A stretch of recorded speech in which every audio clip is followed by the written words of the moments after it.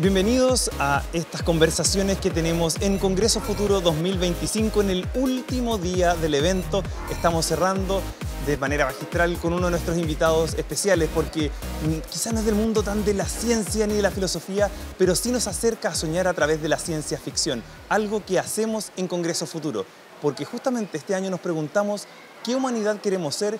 Y no solo la ciencia, no solo la filosofía, sino que todas las artes también pueden aportar a construir ese futuro. Y justamente de eso se trataron las distintas presentaciones que los invitamos a revivir a través de las plataformas de TV Senado, donde pueden revivir Congreso Futuro 2025 de manera íntegra.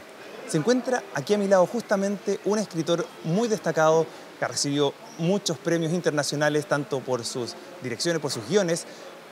Últimamente quizás han escuchado El Caso 63 u otras de las audioficciones. Me refiero a Julio Rojas. Muy bienvenido aquí a TV Senado y gracias por participar también en Congreso Futuro. No, gracias por invitarme. Muy fascinado de hablar contigo. La verdad es que, bueno, tu obra increíble también, como un fan. Acá tengo algunos de tus libros, Un Mundo Imposible, Freeland, entre otros, que también tienes. No puedo imprimir las audioficciones, pero justamente esta entrevista me gustaría ir más en profundidad justamente en el mundo de la ciencia ficción. Sé que tienes una historia detrás. ¿Y qué te llevó a esta área en particular? Bueno, yo creo que siempre me gustó la ciencia ficción. Como mucha gente, era un asiduo a los grandes autores clásicos de ciencia ficción desde pequeño. En mi casa había un cuarto de libros donde mi padre tenía una colección de Reader Digest y había unas publicidades sobre cómo sería el futuro en el año 2000. Con autos voladores, con robots, con algo que nunca fue realmente. Pero siempre me motivó eso y escribí mucho ciencia ficción cuando estaba en el colegio. Luego un periodo de meseta y ahora tuve la suerte de volver a retomar esa que era mi pasión. Una de las cosas que me gustó mucho cuando estaba presentando justamente fue que esto que menciona ahora, los autos voladores y cosas por el estilo, que no se han hecho realidad. Algunas de la ciencia ficción fantaseó con autos voladores, mostraste también un dispositivo para concentrarse, sí, claro. que no resultó, pero otras cosas que sí, los cohetes, también las videollamadas, entre muchas otras tecnologías.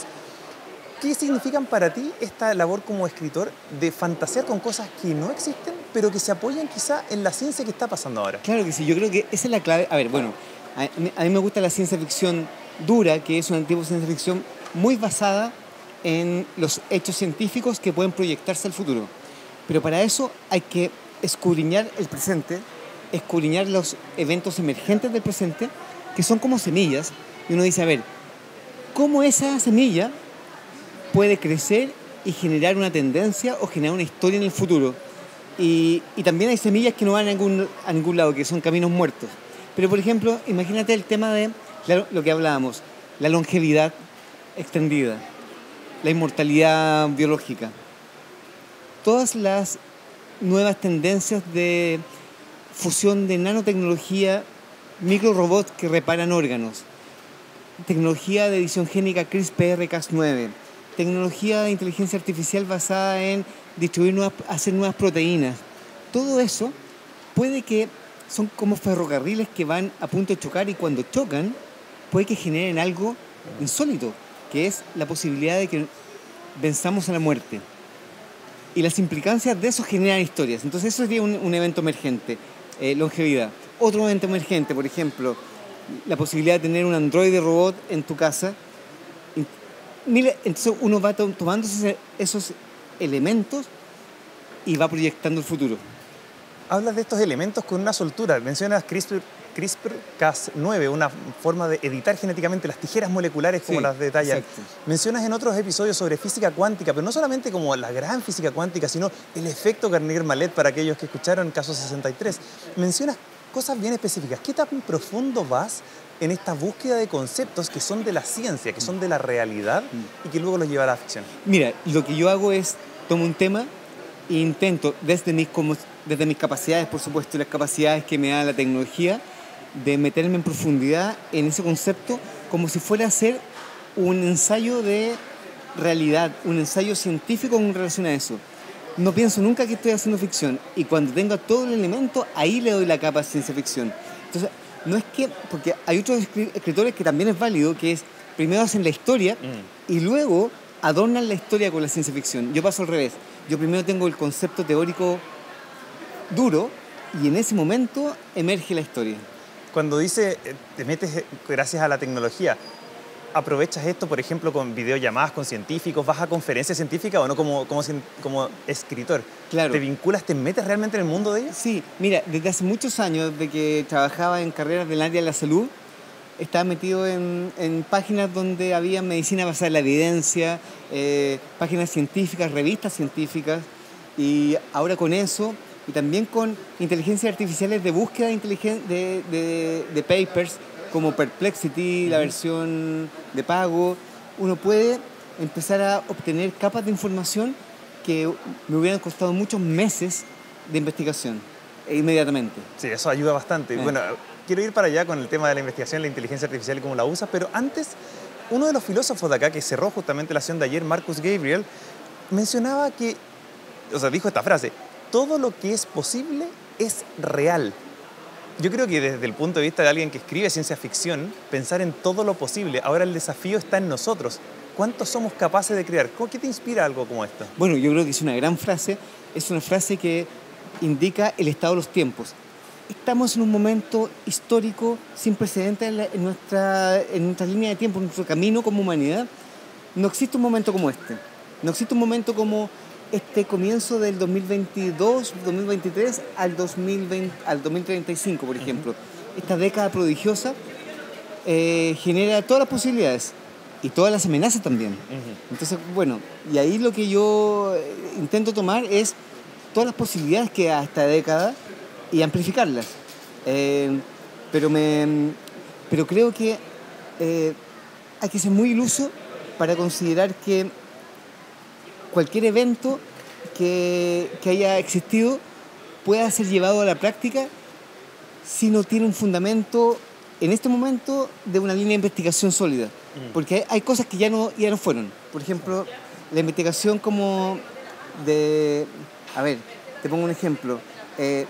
Dudo mucho de la viabilidad del viaje espacial en sí. Por razones incluso filosóficas, como por qué vamos a invertir tanto dinero en Marte si es que no deberíamos invertirlo aquí en la Tierra. ¿Ya? Tu lema de también retornados, ¿no? El tema de esta audioficción que pueden encontrar también ahí. Claro, que es el efecto perspectiva, que es sales, te encuentras con ese campo de vacío, que es tu campo, pero quizás la vida es una excepción en ciertos lugares. Claro, sin duda la astrofísica y la física de lo pequeño, además de todas las conexiones biológicas, sin duda nos dan una inspiración para soñar. Hoy día la idea de la inmortalidad, de las simulaciones, de la computación cuántica, un montón de cosas que nos dan... En ese aspecto, hoy estamos en un punto, como tú dijiste, es un pivote, es un crítico en la humanidad. ¿Dónde cortas el entretejido? Yo creo que esta pregunta quizás mucho más del lado creativo. ¿Dónde cortas lo que es ciencia de la ficción? Porque y debo decirlo que como fan quizás también, hace un muy buen trabajo justamente en eso, en de repente, ¿dónde se desdibujó? ¿Dónde pasé a hacer ficción y no ciencia? Exacto. Yo creo que lo que yo llamo en la variable humana del diseño de la historia, que es, uno puede hablar sobre un astrofísico, uno puede hablar sobre que descubre una anomalía que puede redefinir algún tipo de su último paper. Tiene que reescribirlo, por ejemplo. Pero al reescribir ese último paper que estaba haciendo, si fuera una historia, eso va a generar que no pueda asistir al cumpleaños de su hijo. Entonces, en un momento, la variable humana, tener un hijo, ser un padre, estar presente, se contrapone a la ciencia y queda en conflicto. Entonces yo siempre trato de poner en conflicto la ciencia con el problema humano. Que en caso 63 es lo mismo, que es, hay una, que no es ciencia, pero hay una terapeuta que sigue un modelo científico que intenta dilucidar un problema. Y ese problema en un momento empieza a chocar con su propia personalidad. Entonces ya dejas de ser un terapeuta, sino que es un conflicto personal. Claro, eso lo lleva allá y se genera esta historia que también nos engancha, obviamente, porque si no es un libro de ciencia, de divulgación, y claramente no es el objetivo. Tú mencionaste lo que hace unos segundos, el tema de la inteligencia artificial que está en boga. Hay alguna gente que tiene miedo, porque puedas tomar conciencia. Tú juegas también con eso un poco en las distintas ficciones. Otros científicos que se presentaron acá dijeron, eso no va a pasar. ¿Tú cómo te declaras en este más tecnooptimista, tecnopesimista o qué crees que puede pasar? A ver, lo primero que te quiero decir es que esto es lo que yo pienso, que es muy peligroso decir esto no va a ocurrir porque toda la evidencia indica que todo va a ocurrir. O sea, no me refiero a la inteligencia artificial. Es una frase que puede envejecer muy mal. Estamos hablando de un momento donde realmente lo que te decía el otro autor, todo puede ocurrir. Sí. Entonces lo que yo intento es comprender cuál es la dinámica de la relación que va a tener la especie humana, no con un instrumento, no con una nueva piedra, no con una nueva onda o no con un nuevo James Webb, sino con algo que no es un tecnosoma, no es una prolongación, sino es algo que tiene agencia, que es la posibilidad, no ahora, pero la posibilidad cierta de que ese organismo no humano, no biológico, que pareciera estar en una fase larvaria, que vamos a llamarlo inteligencia artificial, evolucione, tome agenda y se convierte en una especie que cohabita el ecosistema humano.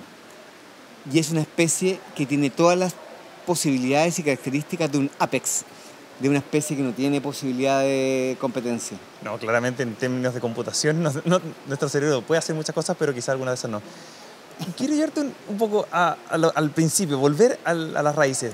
Tú te inspiraste en escritores de ciencia ficción en algún momento. Como escritor ahora de ciencia ficción, tú tomas realidades y generas ficción. ¿Piensas en algún momento en yo quiero ver esto y lo plantas como una idea? De nuevo, jugando un poco con lo que tú dices, que hay semillas que se plantan de viajeros del futuro. Sí. ¿Haces tú un poco ese juego de decir qué ganas de tener, no sé, un robot automático que haga tal cosa y lo plantas en tu libro como para inspirar también a los científicos, quizás hacer la retroalimentación contraria? Tienes razón. Mira, he pensado mucho en eso. Hay algunas banderas rojas, algunas advertencias que se me encienden en relación a las redes sociales, por ejemplo, y la posibilidad de que un colectivo humano genera una especie de acuerdo donde pareciera que se genera una suma de las partes donde ninguno tiene el control y a eso yo le puse un nombre, un egregore. Por ejemplo, eso es súper peligroso. Lo hemos visto en las brujas de Salem, lo hemos visto en los totalitarismos, cuando colectivos de grupos parecen obedecer a un sistema mayor, pero que no tiene nombre. Es terriblemente preocupante, es anticientífico, es antilógico, es antievolutivo. Entonces yo por eso lo pongo ahí como advertencia. Otra advertencia, la posibilidad de que externalicemos todo el conocimiento humano a una nube. ¿Y qué pasa si la nube se cae? Si se produce un gran borrado. Claro. Claro. Eso está súper interesante y me gustaría tomar desde ahí, pero tenemos que hacer una pequeña pausa y volvemos en unos segundos más para seguir conversando sobre ciencia y ficción, donde se definen estos límites del futuro que todos nos estamos imaginando aquí en Congreso Futuro, justamente donde nos preguntamos ¿qué humanidad queremos ser? Por las pantallas de TV Senado. Nos vemos en unos minutos.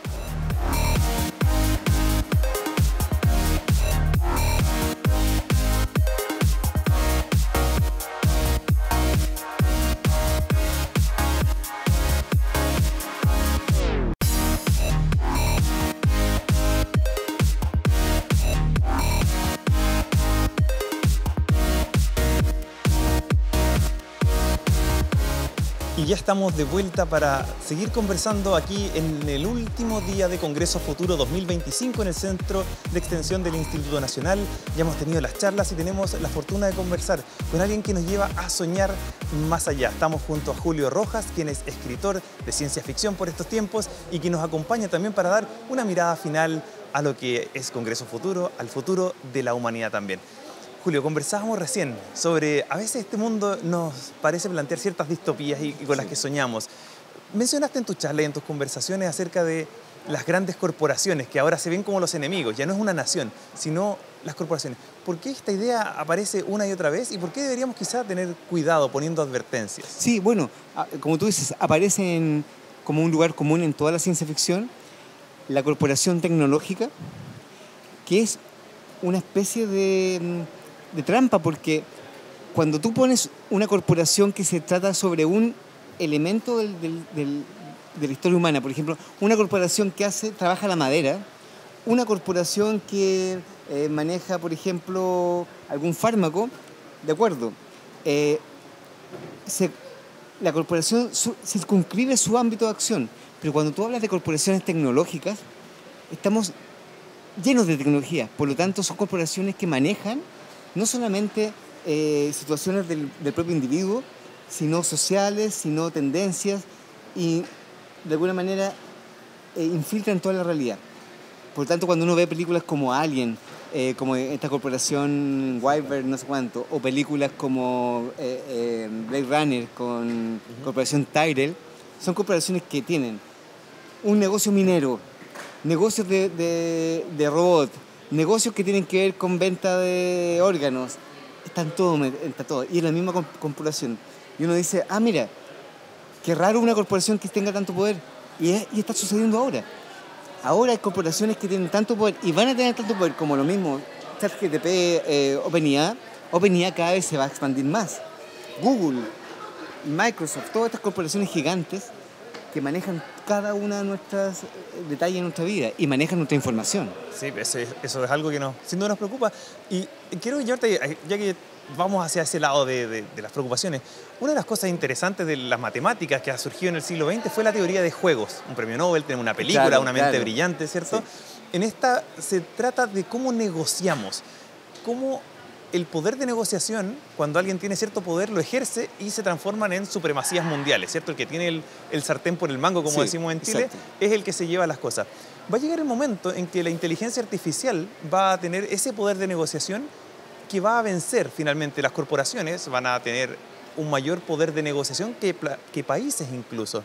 ¿Cómo ves eso desde el mundo de la ciencia ficción? Digamos, todavía no estamos en ese lugar, pero parece que vamos hacia allá. Exacto. Bueno, lo que pasa es que ahí hay que comprender y hay que jugar a que la inteligencia artificial y las corporaciones, mira, la humanidad, lo voy a separar, los humanos, las corporaciones y la inteligencia artificial. Son todos tres especies diferentes.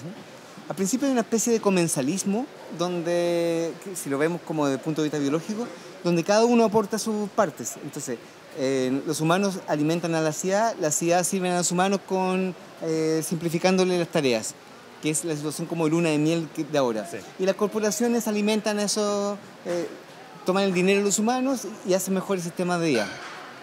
Pero cuando uno de esos tres factores en equilibrio aumenta su poder, ya no se produce comensalismo, se produce parasitismo. Exacto. O se produce depredación completa. Entonces, ¿por qué?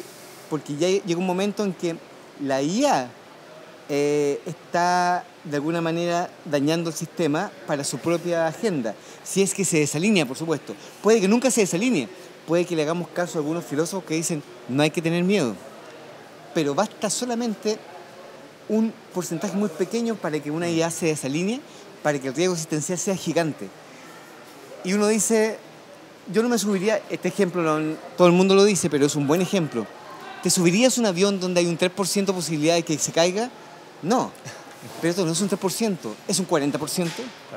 Sí, no, eso hay que tenerle un ojo. Bueno, sin duda que hay mucho para que corran ríos de ética, de filosofía, que lo piensen, sin duda lo tenemos que considerar.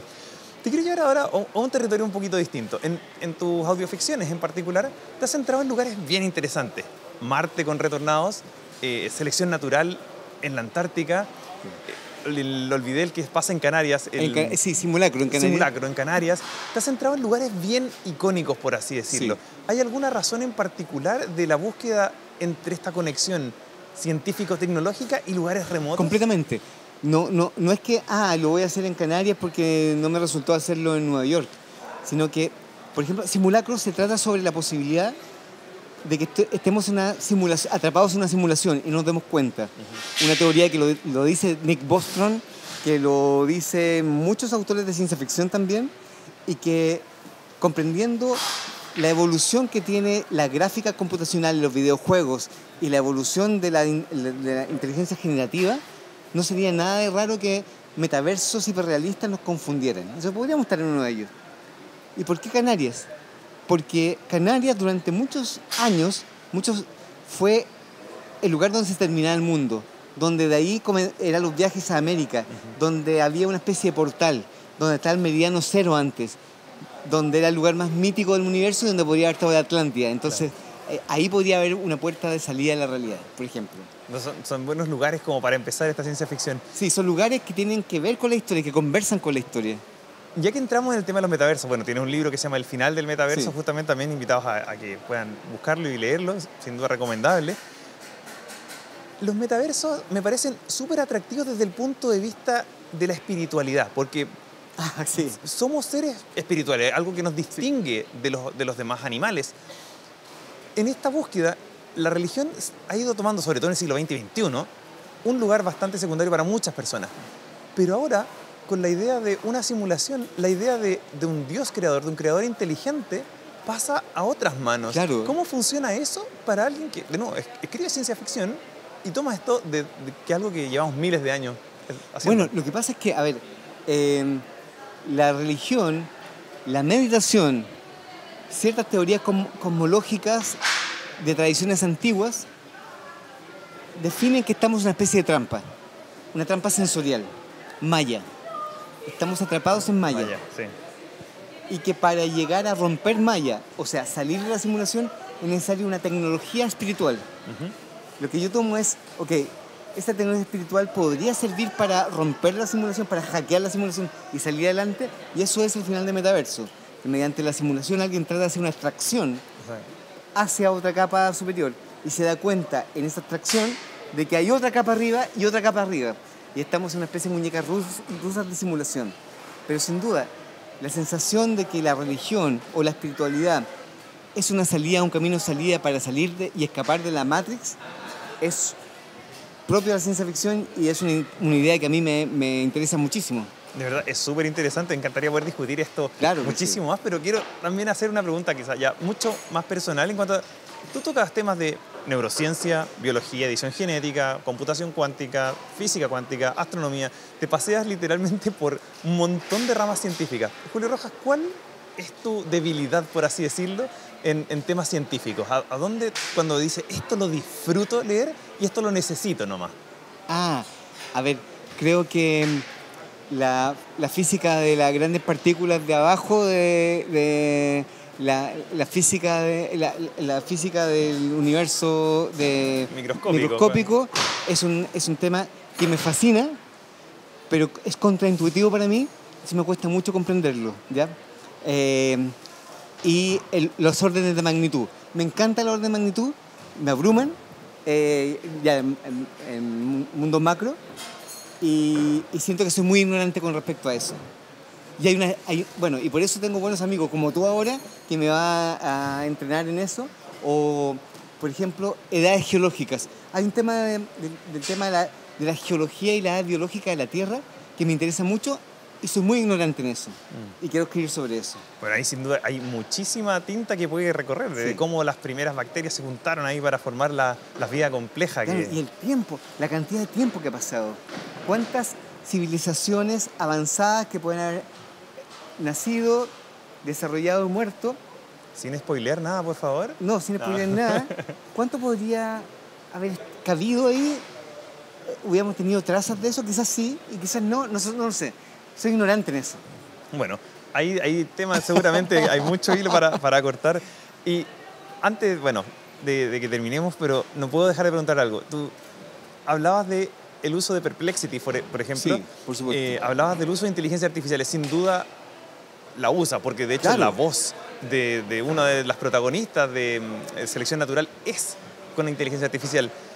¿Dónde queda el límite ético para alguien que usa la inteligencia artificial, que se aprovecha de ella? Sin duda es Claro, una herramienta claro. nada más, pero después con tus derechos, por así decirlo, alguien va a decir, oye, ahora que esto está publicado, también se entrenan los algoritmos y alguien puede decir, escríbeme una novela de ciencia ficción con el estilo de Julio Rojas Sí. y lo publico a mi nombre. ¿Cómo Exacto. ves esos temas que son delicados en el punto de vista ético ya? Claro, a ver, mira, primero me preocupa también humanos que, por ejemplo, alguien publicó un libro que se llama Caso 63. Se vende en Amazon. Pero yo no escribí Caso 63. Entonces yo lo vi y son los diálogos de Caso 63, pero versión libro. Claro, hay un problema ahí de plagio, ya, por ejemplo. Claro. Ya. Pero cuando yo me uso la inteligencia artificial, lo uso como un depositorio de datos, sobre todo datos de inferencias. ¿Cuánto se demora una comunicación entre la Tierra y Marte? En vez de empezar a llamar a gente y todo lo más, ya, perfecto, esto podría ser, lo doble chequeo. Ocupo harto eso, ocupo harto como con fines administrativos la inteligencia artificial y también para elaborar soluciones lógicas, como tengo un robot de 130 kilos, va corriendo por un pasillo, ¿cómo lo detengo? Dame alternativas de detención física de eso. Y te dice, perfecto, y tomo la mejor. Pero yo soy el que da la configuración de la historia, por lo tanto no tengo problema de que la IA me está construyendo la historia por mí, sino que yo las defino. Pero claro, pero una vez que ya tengo eso, alguien puede decir, clóname eso y ya la versión número 40 de este libro. No podemos ir contra ese tsunami. Entonces, no se puede detener. Entonces, cuando no se puede detener, hay que ser como los estoicos. Comprender cuál es tu esfera de influencia y el resto, confiar en que la gente va a preferir el autor original del plagio. Bueno, así, sin duda, es interesante un tema para que, como dice, no se puede detener, ya es insalvable.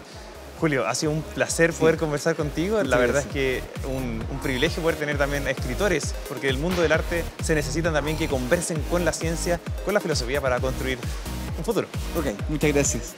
Les damos las muchas gracias también a todos ustedes quienes nos han acompañado en esta entrevista de Congreso Futuro. Recordarles que pueden encontrar todas las charlas, presentaciones en las redes de TV Senado y en congresofuturo.cl.